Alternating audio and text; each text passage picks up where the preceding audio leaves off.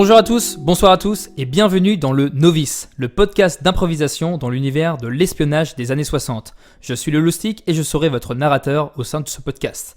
Le Novice est une série d'improvisation qui suit une trame en continu et qui est écrite en amont de l'enregistrement, mais écrite à moitié, car autour de la table, nous aurons des improvisateurs qui vont incarner des personnages évoluant dans la France et l'Europe des 60s et dont les actions auront des conséquences sur la suite de l'aventure. Les improvisateurs auront un scénario et ils vont découvrir l'histoire en temps réel. Mais comme nous allons bien plus loin, sur ces scénarios, les personnages auront des informations dont ils seront les seuls détenteurs. Et ils auront le droit de les partager ou non. Et en parlant d'improvisateurs, je suis accompagné toujours du grand, du beau, du magnifique, avec 2-3 petits poils sur le menton. Il s'agit de Tanguy. Bonsoir Tanguy. Bonsoir. Ça va ? Que de compliments. Comment tu vas ? Fort bien. Et toi ? Écoute, je vais très bien. Dis-moi Tanguy, qui es-tu exactement ? Eh bien, je suis Roger Duchemin. Je suis un Français d'une bonne trentaine d'années. Je suis un agent de Paris dans les services de renseignement au Bureau des renseignements d'espionnage français, qu'on appelle communément le BREF. Je suis un solide gaillard avec une carrière d'athlète, car je fais de la lutte très régulièrement. J'ai décidé de ne plus faire de missions sur le terrain. Je n'ai plus l'envie de voyager et de parcourir le monde, car toutes les missions traitent de sujets politiques et finissent toujours par des imprévus et des complications. Cela me désole. Après ma dernière mission, j'ai demandé à mon supérieur, monsieur René Provost, conseiller et secrétaire général du BREF, de me muter dans un autre service. Je déteste qu'on me mène en bateau ou que l'on tourne autour du pot. Disons que j'ai un mauvais tempérament et dans ces cas-là, je préfère parler avec mes poings. Donc, tu redeviens Roger Duchemin. Je suis toujours Roger Duchemin, ouais. Je n'ai pas quitté le personnage. Ça te fait plaisir, j'imagine. Extrêmement. Et juste à côté de toi, nous avons eu un nouvel invité. Dans l'épisode précédent, on avait le parrain du novice, mais là, je pourrais dire qu'aujourd'hui, nous avons une marraine, la marraine du novice. Il s'agit de Gaëlle. Bonsoir Gaëlle. Bonsoir le Loustic. Comment tu vas ? Ça va très bien, j'ai hâte. Dis-moi, qui es-tu exactement ? Alors, je suis Christine Beausalon, une Française et aussi un agent dans les services de renseignement au BREF. Je suis une collègue de René Duchemin et je travaille souvent avec lui. Pourtant, lors de nos discussions, j'ai toujours cette impression qu'il me fait des avances. Mais je reste professionnelle et je ne mélange jamais le travail et ma vie perso. Malgré mon jeune âge, cela fait maintenant 10 ans que je travaille dans les renseignements. Cependant, je ne vais pas souvent sur le terrain car j'ai un tic particulier. Quand je stresse, j'éternue à répétition et cela est très délicat pendant les missions de surveillance ou d'infiltration. T'as une magnifique voix, en vrai. Franchement, t'aurais dû faire de la radio, quoi. Merci. Donc voilà, vous avez chacun vos personnages. Je tiens à préciser, avant de commencer, que pour le premier pilote, on avait fait 4 scènes. On a remarqué que l'épisode était assez long, donc on a décidé de partir sur 3 scènes. Mais c'est pas grave, parce que nous allons commencer. Est-ce que vous êtes prêts ? Est-ce que vous avez des questions ? Aucune. On est prêt. On est prêt. Vous êtes prêts ? Alors, attention, je prends ma feuille, je prends mon scénar. Et c'est parti, bienvenue dans le novice. Pilote 2, la taupe, première scène. Temporalité, 13 février 1964 à 22h01. Lieu, appartement de Roger Duchemin.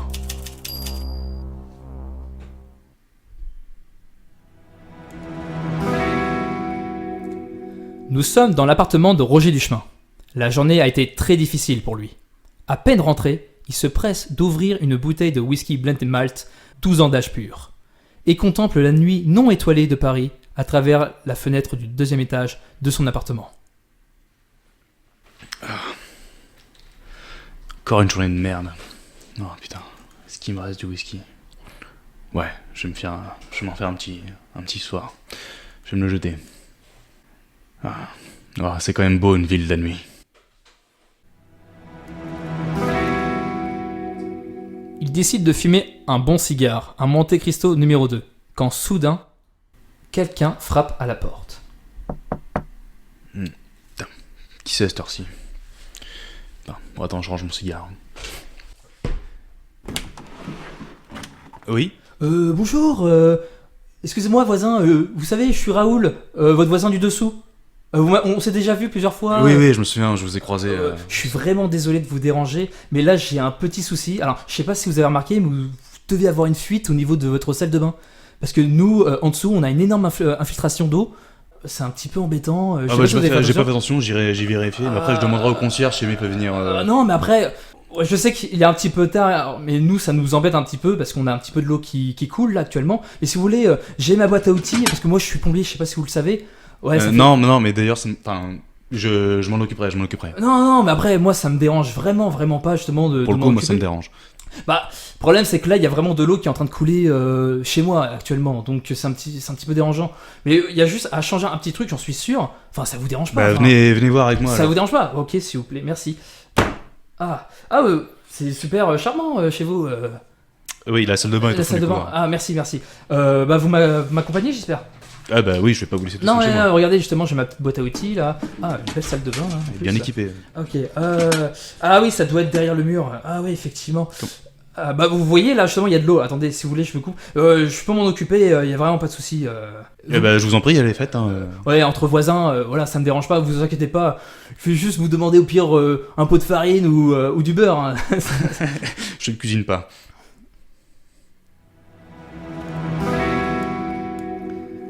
À cet instant, une deuxième personne frappe à la porte.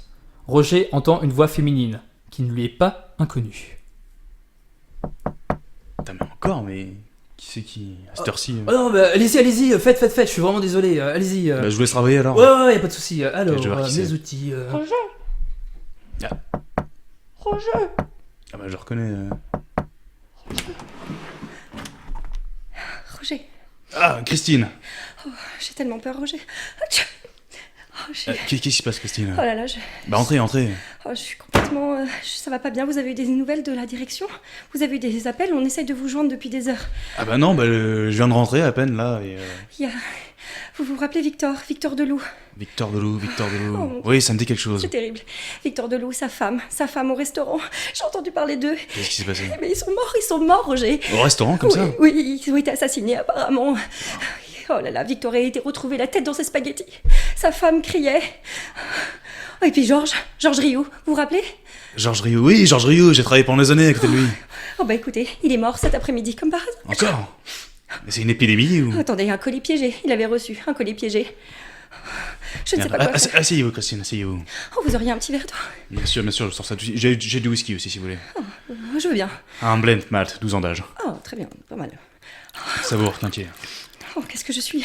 Je suis un peu peur, là. Je me sens pas très bien et je me dis qu'on va être sûrement les prochains sur cette liste macabre. Oui, pourquoi vous venez toquer chez moi directement? Ah, parce qu'il reste presque que vous et moi. Ouais, je comprends. Ouais. Asseyez-vous, reprenez vos esprits. Merci. Ah, et donc, du coup, ils sont 3 morts, si j'ai bien compris, c'est ça? Oui. On a des soupçons sur qui a pu faire le coup? Je ne sais pas, mais j'ai entendu parler de certaines choses, je pense, à la direction. Ils avaient des craintes. En tout cas, ce colis piégé, il a été envoyé de quelque part, évidemment. À qui en avez-vous parlé à part moi? Oh non, vous êtes le seul. Oh, Roger, il y a qu'en vous qui j'ai confiance. Écoutez, n'en parlez à personne. Ça restera entre nous pour l'instant. Oh, très bien. Est-ce que Monsieur Provost est au courant?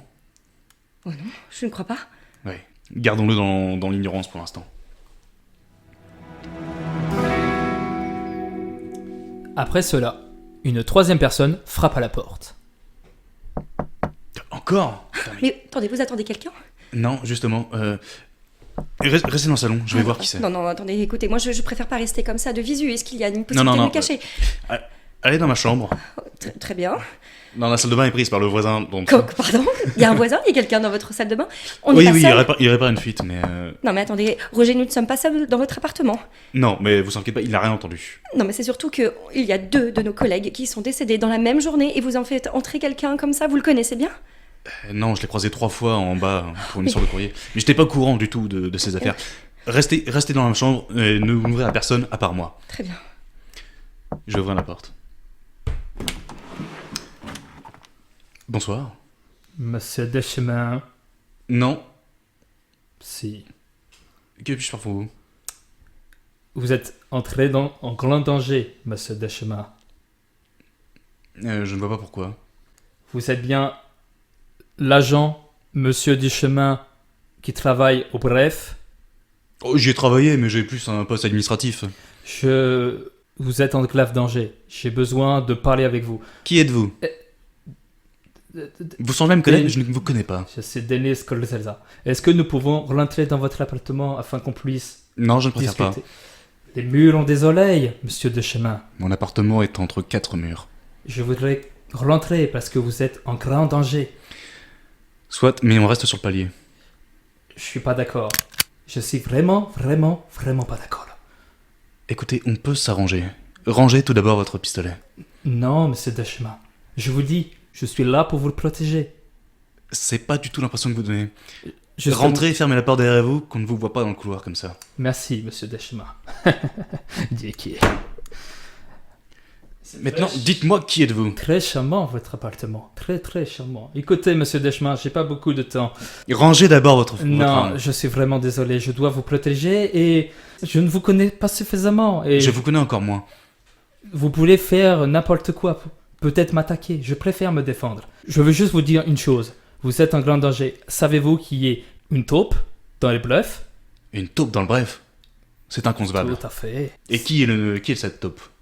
Je ne sais pas encore exactement, monsieur Deschma. Mais qui êtes-vous pour connaître aussi bien les affaires du bref? Je suis, disons, comme vous, un agent. Vous voulez un verre, monsieur? Ah, Un verre d'eau. Volontiers. Un verre. Bon, je vois que vous avez une bouteille de whisky. Dans mon pays, on adore ce genre de Ok, bouteille. très bien, je vais sortir Merci. un verre. Mais whisky. après le verre, il faut partir. Oui, bien sûr. Et maintenant, vous allez me dire qui vous êtes exactement. Ce n'est pas une bouteille de whisky que vous avez dans les mains. Eh bien non, c'est Vous un êtes- pain de long rifle. Vous êtes allé dans votre cellier pour prendre une arme? Oui, en plus du verre. Je suis pas d'accord. Ça fait 2. Alors qu'est-ce qu'on fait? Vous allez me dire qui vous êtes exactement et ce que vous voulez. Je vous ai dit, Vous voulez me je- prévenir d'un grand danger, je d'accord? suis- Mais vous ne me dites pas qui. Je suis un agent polonais et je dois vous protéger. Vous êtes polonais, du coup. Il y a une taupe dans le bluff. Le bluff est en danger. Vous et d'autres agents de bluff. Beaucoup de personnes sont mortes. Oui, j'ai cru comprendre.